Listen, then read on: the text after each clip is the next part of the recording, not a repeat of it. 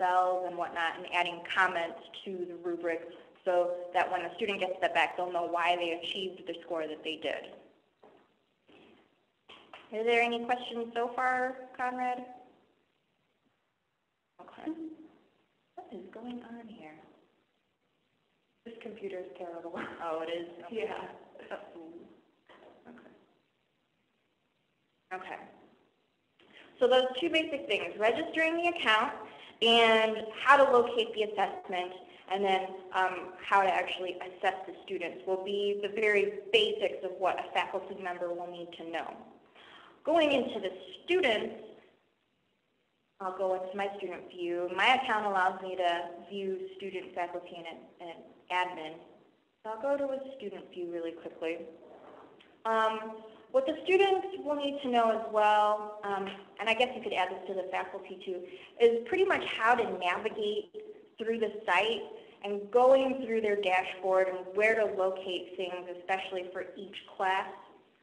What they'll really need to know is how to find their assignments. For instance, instead of the progress bar that faculty members see, they'll see their assignments here, where they can either click here for assignment details or for assignment details, use and templates, click here. So they'll need to know where to find the links to get into their assignments and where to actually start building out their assignment. And one of the things I think that really needs to be stressed in that first training with the student, when they click on use this template, I think it really should be stressed that they only need to click that button once. And say they've started that assignment and they've gone through it, but they haven't finished it, once they click share, or I'm sorry, save, they don't need to go back to use this template. All they'll have to do is go back to their Documents tab. So I think with that in mind, students will know that they don't, if they do click on use this template, they might be starting their assignment all over again, and they'll be starting a new document within their Documents tab. So stress, use this button as only being pressed once. Okay. So once they've gone in and they've located their assignments, they'll be trained on how they can edit the information or even manage sections. But once they've created that assignment, they can go ahead and whatever the instructor asks for, they can submit the assignment or send for review. And those are the main things that a student will need to know, is using a template, doing the assignment, and then submitting the assignment. So that once that assignment is submitted, they'll know that once they've done that, the progress will show up on their dashboard as either a waiting assessment, or once that assessment's done, they'll see that the button has turned green so that they can view their assessment afterwards. Are there any questions so far? Okay.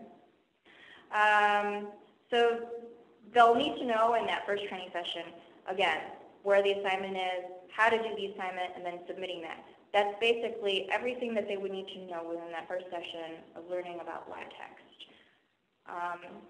So next, I'm going to go into talking about the kinds of support that both faculty members and students can obtain with the software. You've probably already seen, and I think I've mentioned this before, some of these flash movies on the top here of the dashboard, and both the student view and the faculty view, once that comes up, both the student view and the faculty view will have some of these basic videos up here that they can watch if they have any questions on how to do something. And I think the videos are only like 30 seconds to a minute long. In addition to these little flash videos, there is also, let's see, we just added an FAQ link on the site where students can view questions that they've asked in the past. Let me see if it's under support at LiveText. Nope, that's not where I wanted to go. Let me see.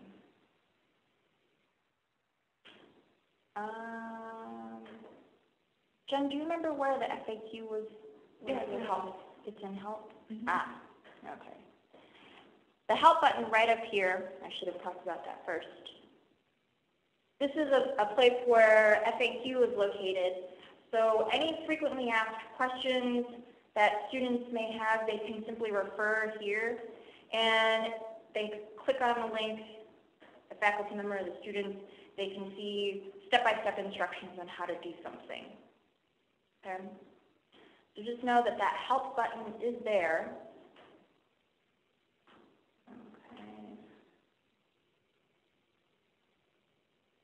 Get back. We'll go here. Okay. So in addition to help, there is support@livetext.com. Anytime someone encounters a problem on their LiveText account, they should definitely take advantage of the support@livetext.com button, where they would enter their information and they could describe the problem. What's nice is that if they're on the site and they do experience a problem, they can simply, on the page that they're experiencing problems with, they can enter the information that they're having problems with. And information like what page they're on would be sent to the support team so that support would actually be able to view the steps leading up to the problem that they're encountering. So this would definitely be a very important button to talk about. So that anyone can receive help. And our support team is really good. It's located on site, so it's not outsourced anywhere. On-site members will try to answer any questions or any problems within those emails as soon as possible. And if anything happens, if support is unable to answer a question, one of the implementation members here will also be able to aid in answering questions that come through support. Okay, and that's a nice thing to know too, that nothing here is outsourced. So even when they do call support, they will get someone on site who knows the product and will be able to answer any questions with anyone from the LiveText team here. Okay. Any questions so far? Okay. So help button, support@LiveText, and the videos. Those are some good places to point people towards. Jen, was there anything that you wanted to add to training the trainer? You did a nice job. Okay. In terms of using the site and its navigating it as a faculty or student member, does UNLV have anything planned in terms of what kinds of sessions they're going to hold for students, or are they?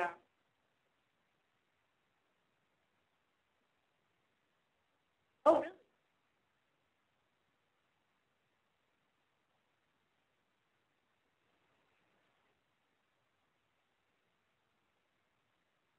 Like a Camtasia or Captivate?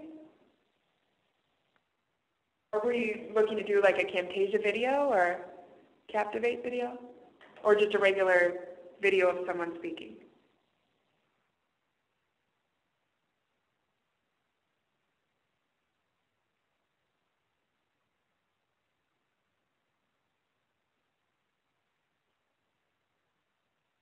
Okay.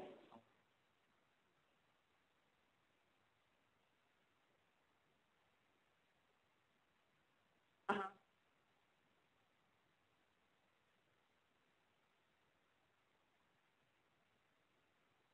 Mm-hmm.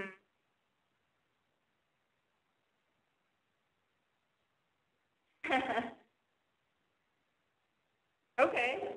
Okay. Well, it's good to see that you have added enthusiasm, because I think if the students and the faculty see that, I think they'll be more inclined to jump onto this kind of project and be willing to use the product. I think that's definitely a good step that UNLV is taking to try to get everyone hyped up about it. Do you see my screen right now, where I've gone? As a student, you see this?